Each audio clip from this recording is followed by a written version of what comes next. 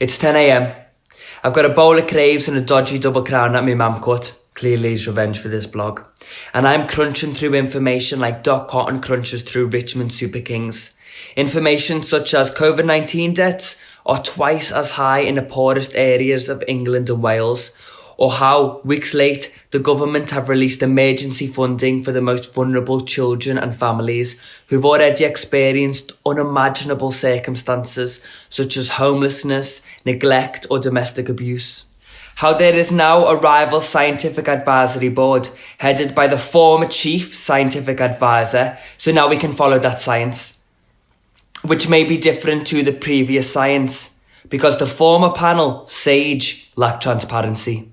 And it's now been revealed that Mark Warner, brother of number 10 advisor Ben Warner, who helped run the Brexit campaign, has a £250 million contract with NHSX, which we know hardly anything about, has also sat on a SAGE board and may have access to all our health data. And just to top it all off, because why not? Liverpool Council may be declaring bankruptcy because after 10 years of austerity, they are facing a financial cliff edge of 44 million because of increased spending to support their residents and a loss of income. Brilliant. Oh, brilliant. Yeah, just brilliant. I feel like skinning me head bald, taking my Sharpay and going and living in the woods with nothing but a Netflix subscription, my mum's Madeira cake and some tang fastics. But I don't. Instead, I take my state-sanctioned walk around my community and I think about the people who inspire me. The people who are fighting coronavirus on the ground. The people who don't take Prime Minister's questions off in the midst of a pandemic because they birthed another sibling to God knows how many children. Like Dave. Now, Dave walks with the vigour of a man who knows his way around a Poland shark jacket. He comes from a lineage of dockers and he instantly gains the respect of every dog he encounters. He works relentless hours, shipping in emergency blood for young girls scared they won't dance again, or for men desperate to see their grandchild's first tooth appear. Dave's quick wit, it manifests illusions of Peter Kay or Mae West, as he makes other food bank volunteers laugh until they cry on his days off. He remembers the lessons his dad taught him about catching people when they fall, as he rags his Fiesta like it's a Ferrari and blares Neil Diamond as he drops off food parcels for the elderly. His accent is a badge of honour.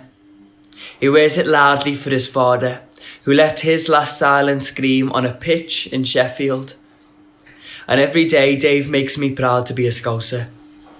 Or Jackie T, a prison custody officer, who physicalises what it means to have a soft heart but a strong spine, as she commands 83 men in our local prison with the same love and respect she does her 2 children. Jackie believes firmly in rehabilitating, getting stuck in when she needs to, and treating everyone as a human before a status or a statistic. This is a woman who has to navigate letting 8 men out at a time to make phone calls, health checks, showers and yard time within a 30-minute window. And who can socially distance in prison? So when tempers flare, as they often do, especially now since COVID has meant those imprisoned are stuck in 12 by 8 foot cells for 23 hours per day, it is Jackie and one of the PCO who has to split up fights or play makeshift paramedic, as yet again another young lad has made an attempt at his life without so much as a pair of gloves or mask to protect her. Or Michelle, who alongside her day job founded the Paper Cup Project charity to offer food and advice to the rough sleepers in Liverpool city centre. Michelle is the type of woman who can wear many hats without breaking a sweat. From fundraising to organising stock to lending her heart and ears to the very emotional and complex lives of those on our streets. Michelle upholds the working class ethic to keep going until you physically can't. To carry the load for someone whose knees may buckle a couple of steps before yours do.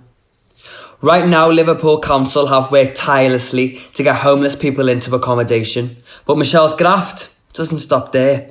Michelle, like Dave, she is still dropping off food parcels into hostels or preparing post-COVID plans to get long-term shelter for those who desperately need it. The genius of my community doesn't stop with Michelle, Jackie or Dave.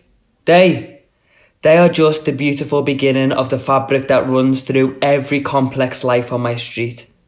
We haven't even mentioned the artists like Dina, whose voice and soul knows no bounds as she sings free concerts on Facebook of a Saturday. Or John May, actor barber extraordinaire, who uses his glorious Scouse wit in his drama series Corona Mums to remind us all of the luckiness and lightness of our lives. Liverpool is a city swimming with love and integrity, with individuals doing their bit to share torches amongst the darkness. And I could not be more proud to share my street and my community with every one of them. Our country needs a real independent media to challenge government spin. Join the Canary today to help build a stronger media for everyone.